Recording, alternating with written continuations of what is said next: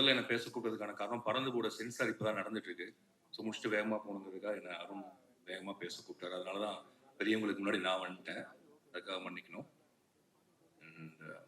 ஜூலை 4 எனக்கு, அருணுக்கு, சித்துக்கு 3 பேருக்கு முக்கியமான நாள். நானும் சித்துவும் ரொம்ப வருஷமா சேர்ந்து படம் பண்ணணும் ட்ரை பண்ணிட்டே இருந்தோம். ஒரு வழியா 2 பேர்த்த படமும் ஒரே நாள்ல ரிலீஸ் ஆகுது. அந்த அளவுக்கு வந்துட்டோம் சித்து. தேங்க்யூ. அண்ட் இந்த படத்தினுடைய தயாரிப்பாளர் அருண் விஸ்வா என் லைஃப்ல ரொம்ப முக்கியமான ஒருத்தர், என்னோட உதவியாளர். அவர் நான் எப்போ சந்திச்சேன்னா, தங்கமீன்கள் எடுத்துட்டு ஒரு 2010-11 வாக்குல அது ரிலீஸ் ஆகுமான்னு தெரியாதப்ப என் ஆஃபீஸ்க்கு ஒரு நாள் வந்தார்.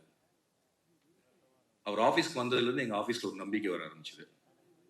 டெய்லி இந்த படத்தில் வந்து ஐ திங்க் அப்பாவோட பேர் வந்து வாசுதேவன் அப்படின்னு நினைக்கிறேன். நாங்கள் 2 பேரும் கௌதம் வாசுதேவன் சார் ஆஃபீஸ்க்கும் அவருடைய ஷூட்டிங்க்கு போயிட்டே இருக்கோம். ஸோ அதனால தான் வாசுதேவன் பேர் வச்சிங்களான்னு தெரியல.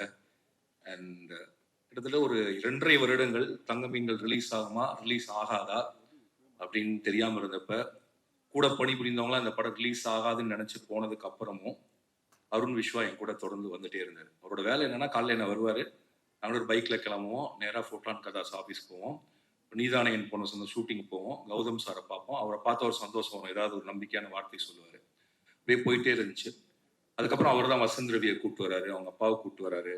கிட்டத்தட்ட நான் என்னுடைய 2 BHK ஃபிளாட்ல இருந்து என்னை வெளியில கூப்பிட்டு வந்து கோடம்பாக்கத்துக்குள்ள கூப்பிட்டு போன ஒருத்தர் அப்படின்னா அது அருண் தான். அருண் மூலியமா தான் எனக்கு நிறைய இண்டஸ்ட்ரியில் இருக்கக்கூடிய எல்லாருமே அறிமுகமானாங்க. And Arun thank you for it. And நீங்க இல்லைன்னா தங்கமீன்கள் எப்படி வெளியில வந்திருக்கோம். ஆனால் அந்த காலத்தை நானும் மாரி செல்வராஜும், அப்போ ஆஃபீஸ்ல வந்து மாரி செல்வராஜும் நானும் இருப்போம். இப்போ அருண் விஸ்வா வருவார். வந்தாலே ஒரு அருண் விஸ்வா பார்க்குறப்ப எல்லாரும் நினைப்பாங்கன்னா ரொம்ப பணக்கார வீட்டு பையன் அப்படின்னு நினைப்பாங்க. ஏதோ ஆடிக்கார் பிறந்ததுல ஆடிக்கார் வச்சிருக்காருன்னு. பட் இல்லை, அருண் விஸ்வா சொல்லாமான்னு தெரியல. அருண் விஸ்வா வந்து என்ன சொல்றது, வீடற்று கடன்காரர்கள் துரத்த ஒவ்வொரு ஊரா வாழ்ந்து சென்னையில வந்து அண்ட் சென்னைக்கு ஒரு கனவோட வந்து பெரிய நம்பிக்கையோட அவரோட கனவு 3 BHK வாங்குறதுலாம் இல்லை, ஒரு டைரக்டர் ஆகணும், ப்ரொடியூசர் ஆகணும். அண்ட் பெரிய படிப்புலாம் இல்லை, வெறும் டிப்ளமோ. அதுவுமே முடிச்சாரான்னு எனக்கு தெரியல. ஏன்னா அவர் அறிவாளி தான், முடிப்பதற்கான சூழல் இருந்துச்சா எனக்கு தெரியல. ஆனால் அவங்க அம்மாவும் அவங்க அப்பாவும் எனக்கு தெரிஞ்சு இந்த படத்தினுடைய அம்மா அப்பா மாதிரி தான் நான் நினைக்கிறேன். அவங்க பேர்ல தான் அந்த ப்ரொடக்ஷன் கம்பெனி சாந்தி டாக்கீஸ். அவங்க அப்பா வந்து ரொம்ப இன்னசென்ட்டான ஒரு ஃபாதர். அண்ட் அவங்க அப்பா வந்து எனக்கு தெரிஞ்ச அருண் விஸ்வா இன்னைக்கு வரைக்கும் எந்த கேள்வியுமே கேட்டிருக்க மாட்டாருன்னு நினைக்கிறேன். அருண் விஸ்வா செய்யற எதுக்குமே அவர் நோ சொல்லியிருக்க மாட்டார் நான் நம்புறேன். அவங்க வீட்டை பொறுத்த வரைக்கும் அருண் விஸ்வா தான் சூப்பர் ஹீரோ. அருண் விஸ்வா அவங்க வீட்டை பொறுத்த வரைக்கும் மட்டும் இல்லை, எங்க ஆஃபீஸ்க்குமே ஒரு சூப்பர் ஹீரோ தான். அதுக்கப்புறம் தரமணியை டிசைன் பண்ணதாகட்டும். எனக்கு அருண் விஸ்வா பார்க்குறப்பெல்லாம் எனக்கு பயங்கர ஒரு உற்சாகம் வரும். சில மனிதர்களை பார்க்குறப்ப உங்களுக்கு ஒரு நம்பிக்கையும் உற்சாகம் வரும். அந்த மாதிரி like you can believe him 100%. இப்போ நம்ம இந்த தோற்றத்தை வைத்து சில பேர்த்த முடிவு பண்ணுவோம், இவங்க இப்படிதான். அதுக்கு நேர் எதிரான ஒருத்தர் தான் அருண் விஸ்வா. ரொம்ப பணிவான, ரொம்ப அடக்கமான, ரொம்ப கடினமாக போராடி இந்த படத்துல எப்படி ரொம்ப நாளா கனவு கண்டு ஒரு குடும்பம் முன்னேறுவதற்கு பாடுபடுதோ அப்படி அவங்க வீட்டில இருந்து வந்து முன்னேறி இன்னைக்கு சத்தியம் தியேட்டர்ல எனக்கு நல்லா ஞாபகம் இருக்கு. நானும் அருண் விஸ்வா, அமுதவன், மாரி செல்வராஜ் நாங்கள் 4 பேர் அங்கே நின்று இருந்தோம். தங்கமீன்களுடைய ஆடியோ லான்ச் ஒரு வழியாக நடந்துச்சு. அப்போ அருண் விஸ்வா தான் என் கையை பிடிச்சிட்டு சொன்னா, சார் படம் கண்டிப்பாக ஹிட்டுன்னு. எனக்கு எல்லாம் முதல்ல ஆனந்தையில் நாங்கள் ஸ்க்ரீன் பண்ணோம். ஸோ சத்தியம் தியேட்டரையும் அந்த நாளையும் என்னால் மறக்கவே முடியாது. Arun Viswa, all the best. And இன்னும் ரொம்ப தூரம் நீங்கள் போகணும். தமிழில் ரொம்ப முக்கியமான படங்களை தயாரிக்கிறது மட்டும் இல்லாமல் இயக்கவும் நீங்கள் செய்வீங்கன்னு நான் நம்புகிறேன். அண்ட் சித்து, அருண் விஸ்வா தங்கமீன்கள் ரிலீஸ்க்கு முன்னாடி வந்து ஹெல்ப் பண்ணார்னா, சித்து வந்து கட்டழு தமிழுக்கு அப்புறம் வந்தார். ஆனால் கட்டழு தமிழ் ரிலீஸ் ஆனதுக்கப்புறம் என்கிட்ட பேசலான்னு நினச்ச ஒரு ஹீரோக்குள்ள இல்லாட்டி ஒரே ஒரு ஹீரோ அவர் தான். அப்போ வந்து ஹைதராபாத்தில் வந்து நிஜமாவே ஒரு பெரிய ஹீரோ, பொம்மரையெல்லாம் ஓடி. அண்ட் திடீர்னு ஒரு நாள் ஃபோன் பண்ணி நீங்கள் ஹைதராபாத்துக்கு வாங்கன்னு சொன்னார். அன்னையிலிருந்து நாங்கள் பேச ஆரம்பித்தோம். சித்தார்த்தை பற்றியும் ஒரு அபிப்பிராயம் இருக்கு. அவர் பயங்கர புத்திசாலி அண்ட் பயங்கர அகங்காரமான ஒருத்தர். அவருக்கு வாயில நினைச்சதை, மனசுல நினைச்சதை எதிராளியுடைய மனசை பார்க்காம பேசக்கூடிய ஒருத்தர். இப்படி நிறைய பிம்பங்கள் இருக்கு. பட் நிஜத்துல நான் சொல்றேன், சித்தார்த் ஒரு அடிமுட்டாள். அடிமுட்டாள்னா எந்த அர்த்தத்துல நான் சொல்றேன்னா, சித்தார்த் எப்போதுமே ஒரு வளர்ந்த குழந்தை. நானும் சித்தார்த்லாம் ஒரே ஸ்கூல்ல படிச்சவங்க. என்னன்னா நாங்கள் இன்னும் ஸ்கூலை விட்டு வரவே இல்லை. Still children. எப்ப எதை செய்யணும்னு தெரியாது, பக்க விளைவுகள் பின் விளைவுகளை பத்தி யோசிக்கிறது இல்ல. அந்த ஃப்ளோல மனசுக்கு என்ன தோணுதோ அதை செஞ்சுட்டு போகக்கூடிய ஒரு இயல்பான காத்துல பறக்கக்கூடிய ஒரு பஞ்சு மாதிரி தான் சித்து. சித்து ஏன் இவ்வளவு இளமையா இருக்காருன்னா அந்த மனசு அவ்வளவு பஞ்சு மாதிரி மிதந்துட்டே இருந்தா மட்டும் தான் இளமையா இருக்க முடியும்னு நினைக்கிறேன். சித்து, B a child always, don't worry what others says, and you are a great inspiration to me, you are a great friend to me. And எப்படி அருண் விஸ்வா ஒரு நம்பிக்கையோ அதே மாதிரி தான் சித்து எனக்கு நம்பிக்கை. அண்ட் சித்து வந்து நடிக்கிறாரோ இல்லையோ, நான் எப்ப பாட கூப்பிட்டாலும் வந்து படத்துல பாடுவார். அதுக்கு காரணம் என்னன்னா, சித்துவோட பாட்டுலாம் நான் கேட்டிருக்கேன்.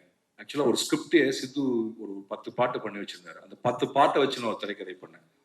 அண்ட் சித்து ஒரு நாளைக்கு அந்த படத்தை பண்ணணும், அந்த பாட்டை வெளியில கொண்டு வரணும் என்ற ரொம்ப நாள் ஆசை.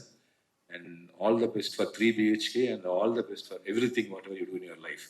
ஐ love both of you as I love Selvam. நீங்க 2 பேரும் ஸ்டேஜுக்கு வந்தீங்கன்னா உங்களோட சேர்ந்து எனக்கு ஒரு போட்டோ எடுக்கணும்னு ஆசை. Arun and Sidhu and Selvam.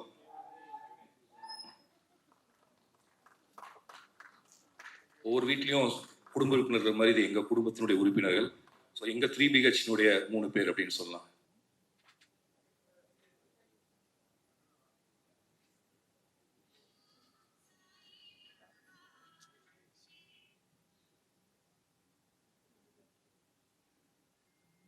And 8 தோட்டாக்கள் என்னுடைய ஃபேவரேட் ஃபிலிம், தமிழ் சினிமாவுடைய முக்கியமான படம். Sri Ganesh, I love you for that movie always. And நீங்க இன்னும் என்ன மாதிரியே ரொம்ப ஸ்லோவா படம் எடுக்கிறீங்க, அப்படி இல்லாமல் நிறைய படம் எடுங்க. அண்ட் நீங்க என்ன பண்ணாலும் நல்லா இருக்கும் நம்பர் ஒரு ஆள் தான். All the best. Devayani ma'am, பஞ்சதந்திரத்தை இத்தனோட பார்த்துருப்பேன், ஞாபகமே இல்லை. நீங்க ராமண்ணா ராமண்ணான்னு என்ன நிறைய பேர் எனக்கு இன்னில் அடிச்சிருக்காங்க உங்க ராமண்ணா வசனத்தை வச்சு. அந்த இவ்வளோ பெரிய மாத்திரை அப்படிங்கிறது எனக்கு தெரிஞ்சு ஒவ்வொரு மாசத்துலயும் அட்லீஸ்ட் ஒரு தடவை நாங்கள் கேட்டுறோம். Thanks for that. And Kadhal Kottai, நான்லாம் ஸ்கூல் படிச்சுட்டு வந்த படம். அண்ட் நான் உங்களுக்கு நான் பேசினது இல்லை, பட் எங்களுடைய பாலிய காலத்தில் நீங்கள் ஒரு முக்கியமான ஆளாக இருந்திருக்கீங்க. ரொம்ப நன்றி. சரத் சார், இந்த படத்தில் அந்த டைலாக், அந்த நீங்கள் செல்லோன்னு சொல்றப்போ ஒரு மாதிரி மெல்ட் ஆயிடுச்சு சார். நான் புலன் விசாரணையிலிருந்து உங்க படத்தை பார்த்துட்டு இருக்கேன். புலன் விசாரணை இன்னும் ஞாபகத்தில் இருக்கிறது நீங்களும் ஒரு காரணம். அண்ட் கிரேட்டஸ்ட், என்ன சொல்றது, ஒரு வெர்சடைல் ஆக்டர். இன்னும் உங்களோட நடிப்பு எனக்கு என்ன பிடிக்குன்னா, நீங்க ரொம்ப எனக்கு தெரிஞ்ச தமிழில் மிக யதார்த்தமான ஒரு நடிகர், ரொம்ப நடிப்பு புஷ் பண்ணாமல் நடிக்கக்கூடிய ஒருவர். அண்ட் இந்த மீசக்கார நண்பா பாட்டு வந்து எனக்கு பல தடவை நான் கேட்டிருக்கேன் சார். ஐ திங்க் நீங்களும் உங்களுடைய குரலும் ஒரு மாதிரி வந்து எப்போதுமே ரொம்ப இணக்கத்தையும் ரொம்ப நட்பா அன்பா இருக்கக்கூடிய உஷ்ணத்தையும் கொடுக்கக்கூடிய ஒன்று. ரொம்ப நன்றி. And for the music director, for every one, என்னுடைய வாழ்த்துக்கள். அப்புறம் இந்த படத்தில் ஒரு வசனம் வரும், வீடுங்கிறதுனா அது மரியாதைன்னு சொல்லி. கண்டிப்பாக அது ஒரு ஸ்டேட்டஸ். பட் அதை தாண்டி எனக்கு என்ன தோணும்னா, எல்லாரும் வீடு வாங்கணும்னு நினைக்கிறது வந்து வெறுமன கௌரவத்துக்காகவோ இதுக்காக மட்டும் இல்லை. இல்லாட்டி எனக்கு வாடகை வீட்டில் இருந்தாலும் வீடு தானே, மேலே கூரை இருக்கு. பட் அப்படி இல்லை, எனக்கு பின்னாடி என் பையனோ அவங்களோட குழந்தைங்களோ எந்த மாதிரி விஷுவலில் வாழ்வாங்கன்னு நான் செட் பண்ணி வைக்கிற ஒன்று தான் வீடு. ஸோ நான் போனதுக்கு அப்புறமும் இந்த வீட்டில் தான் வந்து இருப்பாங்க, இந்த அறையில தான் அவங்க தூங்குவான்னு எனக்கு தெரியறப்ப எனக்கு ஒரு மாதிரி நான் பார்க்க முடியாத ஃபியூச்சரை, என்னுடைய சந்ததிகளினுடைய வருங்காலத்தை, அவங்க எங்கே தூங்குவாங்க, அவங்க எங்கே சண்டை போடுவாங்க, அவங்க எங்கே உடலுறவு கொள்வாங்க, எங்கே குழந்தைகள் பிறக்கும், எந்தையும் தாயும் மகிழ்ந்து குழாவி அந்த இடத்தில் என்னுடைய மகனும் அவனுடைய மனைவியும் எங்கே மகிழ்ந்து குழாவாங்க அப்படிங்கிற பல விஷயங்கள் சேர்ந்த ஒன்று தான் வீடு. கண்டிப்பாக அஃப்கோர்ஸ் அது மரியாதைக்குரிய ஒன்றா இருந்தாலும் கூட ரொம்ப உணர்ச்சி பூர்வமான ஒன்று. அண்ட் இந்த 3 BHK படம் அப்படிப்பட்ட உணர்ச்சி பூர்வமான படமாக இருக்குன்னு எல்லாரும் என்கிட்ட சொன்னாங்க. அண்ட் எனக்கு தெரிஞ்சு தமிழகத்தில் இருக்கக்கூடிய அனைத்து மக்களும் தங்களுடைய வாழ்க்கையோடும் தங்களுடைய கனவுகளோடும் தொடர்புபடுத்திக் கொள்ளக்கூடிய ஒரு படமாக 3 BHK இருக்கும். அதை உருவாக்கிய என்னுடைய அருணுக்கும் அதில் நடித்த என்னுடைய சித்துக்கும் எனக்கு பிடித்த ஸ்ரீக்கும் வாழ்த்துக்கள். நன்றி.